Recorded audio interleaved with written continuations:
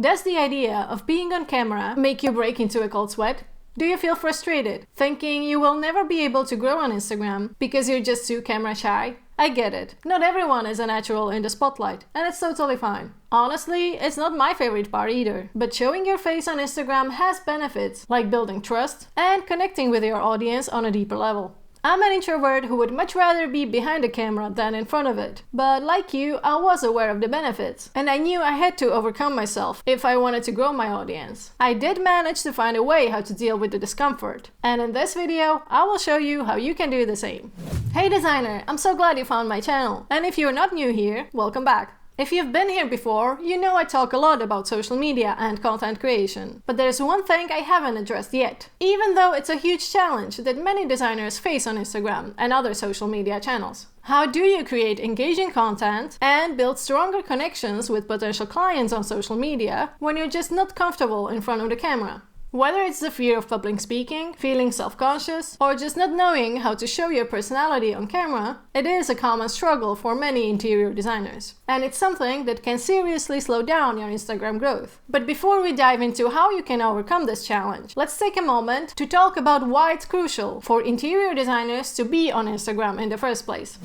Instagram is an image-centric social media platform, which is a crucial factor for an industry that is so visually driven as interior design. And while there are other platforms like Pinterest or TikTok that also prioritize visuals, Instagram also combines great sales features with a strong community aspect and relationship building, making it the perfect choice for interior designers.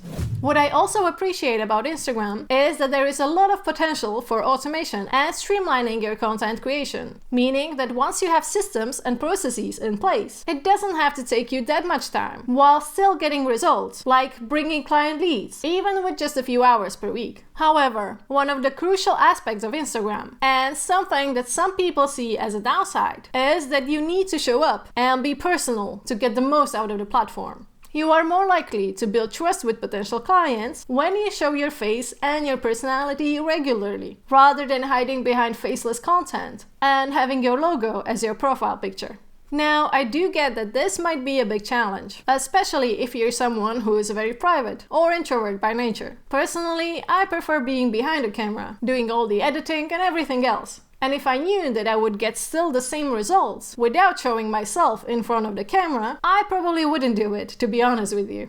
But people want that personal connection on Instagram. They want to relate to an actual person rather than a business brand. They want to feel confident that you would be a great fit for their interior design project, and that you would have a good click on a personal level. And whether we like it or not, that's much easier to achieve by being personal in your content, including showing yourself at work and talking to them in reels or stories, so they feel like they know you a bit. Now, unless you have some acting background, or it's your natural talent, which, let's be real, isn't the case for most of us, feeling self-conscious on camera is normal. The pressure to look and sound perfect can be overwhelming. But here's the good part. People are drawn to things that are authentic and genuine, and do want to get to know the real you. Of course, you can always try for improvement and get better at editing, and as you gain more practice, you will naturally become more confident. But don't let that fear prevent you from showing up altogether. You will never improve if you don't take that first step, however scary it might be. You know, when I made my first YouTube video, it took me forever. I tried to make it better and better, redoing it several times, and it took hours just to film, even though it's less than 6 minutes long. And, spoiler alert, even after all that effort, the final version was far from perfect. You can check out my profile and scroll down to see what I mean. I wasn't anywhere close to feeling comfortable, and I had a lot of doubts whether to actually publish it. But I knew that I had to take that step if I wanted to move forward and reach a point where I would feel good about my videos. Perfection, or even reaching a good enough state, requires a lot of trial, error, and learning along the way.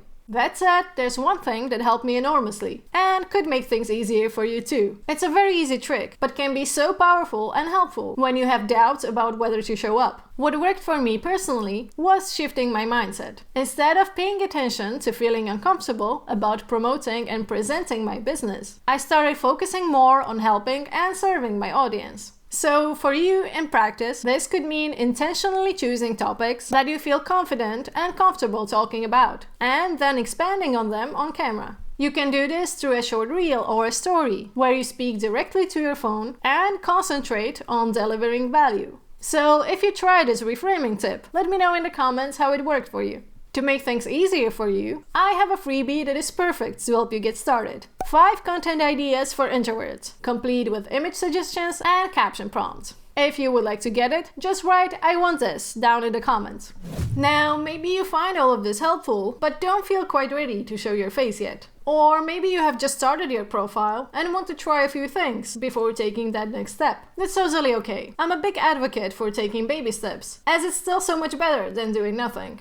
So, if you need to ease your way into it, here are some alternative ways to showcase your design talent, build trust, and connect with your audience without actually being on camera.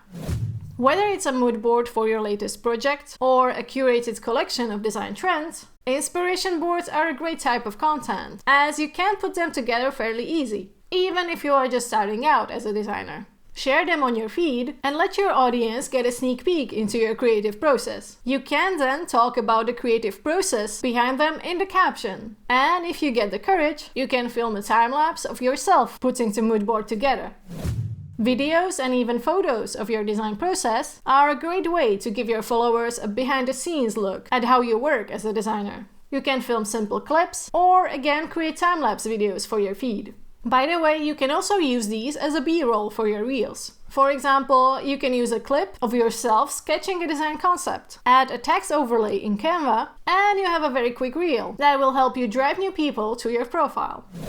And speaking of reels, I would totally recommend creating informative and entertaining reels about topics that relate to your design niche or your ideal client. For instance, what are some things you need to consider when planning a remodeling project? Or easy ways how to style a short-term rental to reflect the current season. Or explaining the steps of the design process when working with a virtual designer. All of these can help you position yourself as an expert without having to be on camera. That being said, I would still advise you to transition into the talking head kind of content, or just showing up in person in your posts, as they tend to have a much better impact than content without your face. Chances are, once you start doing it and get used to it, you will see the results and think, gosh, I should have done that sooner. I know I did. So if you feel like now is the time to step up and work on building that audience of ideal clients, watch this video next, where I will show you how to plan 3 months worth of content in just one sitting.